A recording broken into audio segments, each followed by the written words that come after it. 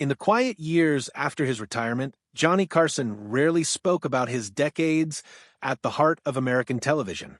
The king of late night had interviewed thousands, presidents, poets, comedians, and movie legends, and shaped the tone of an era, but behind that trademark wit and charm, Carson was also an observer of something deeper: the uneasy relationship between Hollywood's brightest lights and the country that made them famous.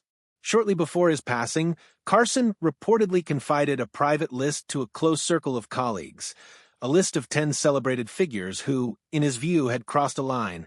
They hadn't merely criticized America, they had come to despise it. What follows is not an accusation, but a reflection, a look back at the artists who rose through the promise of the American dream, and yet in their fame and frustration, turned against the very nation that had elevated them. If this kind of story touches your heart, if you're someone who cares about truth, responsibility, and speaking up for the voiceless, please like this video, subscribe to our channel, and share it with someone who should hear it. Let's get started. 1. Charlie Chaplin, the exiled icon. He was one of cinema's founding geniuses. Charlie Chaplin, the man who gave the world The Tramp, was adored across continents. But his humor, once innocent and universal, grew sharper with age and more political. During the 1940s, Chaplin's films and public statements began to challenge American policies and capitalism itself. He refused to take citizenship, insisting that patriotism was a narrow sentiment. When rumors of communist sympathies reached Washington, the FBI compiled a massive file on him. In 1952, as he sailed to London for the premiere of Limelight, the U.S. government revoked his re-entry permit. He would live the rest of his life in exile in Switzerland. Carson once told a confidant that Chaplin's tragedy wasn't that he was silenced, but that he stopped believing America could listen.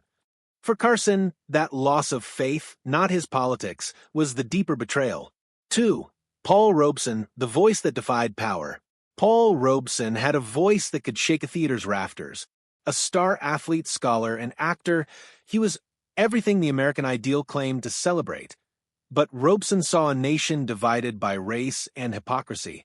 He spoke against segregation, condemned colonialism, and, fatally for his career, refused to denounce the Soviet Union during the Cold War. By 1950, Robeson's passport was revoked. He was blacklisted, his concerts canceled, his name erased from credits he had once carried to glory. Carson, himself a student of human contradiction, called Robeson a man who fought giants but forgot how to see their shadows. He understood Robeson's anger, even shared his disillusionment. But what saddened him was the total break, the moment when protest became rejection, when love of justice eclipsed love of country. 3. Orson Welles, the genius who mocked the hand that fed him. Orson Welles burst onto the scene with Citizen Kane, redefining film itself. Yet behind the revolutionary camera angles and theatrical bravado was a man in constant rebellion against studios, critics, and increasingly the American system he believed stifled art. Welles was outspoken about America's obsession with profit, about Hollywood's moral cowardice. He left for Europe in self-imposed exile, calling Hollywood a madhouse of mediocrity. To Carson, Welles was both brilliant and broken, a man who could see the horizon but refused to walk the road. On The Tonight Show, Carson treated him with respect, but afterward he confided to a friend that Welles represented a peculiar tragedy: the genius who hated the society that gave him his stage.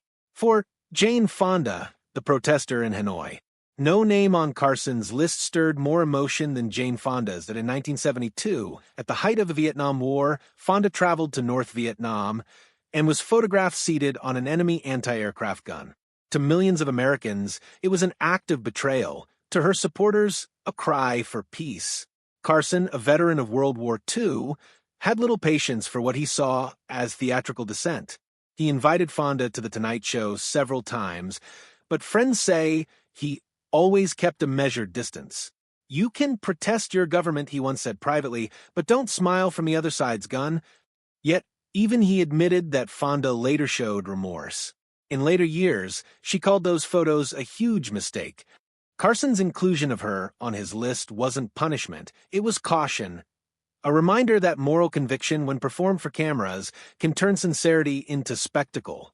5. Marlon Brando, the rebel without a country. Marlon Brando changed acting forever. With A Streetcar Named Desire and On the Waterfront, he gave America a new kind of hero, raw, real, unfiltered. But off-screen, Brando's fury toward American hypocrisy burned brighter than his performances. He boycotted the 1973 Oscars, sending activist Sachin Littlefeather to reject his award in protest of Hollywood's treatment of Native Americans. His interviews grew combative. He accused the entertainment industry and the country itself of systemic cruelty. Carson admired Brando's courage, but felt that his rage consumed him. He was always acting, Carson once remarked, even when he was angry, especially when he was angry. The line between performance and protest had vanished, leaving behind only discontent. 6. Jean Seberg, the dream turned tragedy. Jean Seberg was America's sweetheart in France, the Iowa-born actress who became the face of the French New Wave. But when she returned home in the late 1960s, she became politically active, supporting civil rights groups like the Black Panthers. The FBI targeted her in a smear campaign under CONTLPRO, leaking false stories to the press. The harassment destroyed her reputation and her mental health. In 1979, she was found dead in Paris. Carson never spoke publicly about Seberg, but colleagues remembered his sadness whenever her name came up. He reportedly said she believed in the idea of America more than America believed in her. For him, her story wasn't one of hatred, but of a country that turned its suspicion inward and crushed a believer in the process. 7. Vanessa Redgrave, the actress who brought politics to the stage. British by birth, Vanessa Redgrave became a lightning rod in America for her outspoken defense of the Palestinian cause and her criticisms of Western foreign policy. When she won the Academy Award in 1978, her acceptance speech denouncing Zionist hoodlums stunned viewers and split Hollywood. Carson, ever cautious with controversy, addressed it only obliquely on his show, saying, "Sometimes actors forget which stage they're on," but privately he was more pointed. He respected her talent, he said, but believed she mistook the Oscar podium for a parliament. To Carson, Redgrave symbolized a recurring danger. When artists convinced of their moral clarity use art not to unite but to divide, forgetting that audiences tune in for truth, not lectures. 8. Truman Capote, the betrayal of his own world. Few writers captured America's contradictions like Truman Capote. Within Cold Blood, he became both literary celebrity and socialite, a man who moved effortlessly among New York's elite. But in 1975, he published excerpts from Answered Prayers, a thinly veiled exposé of that same world.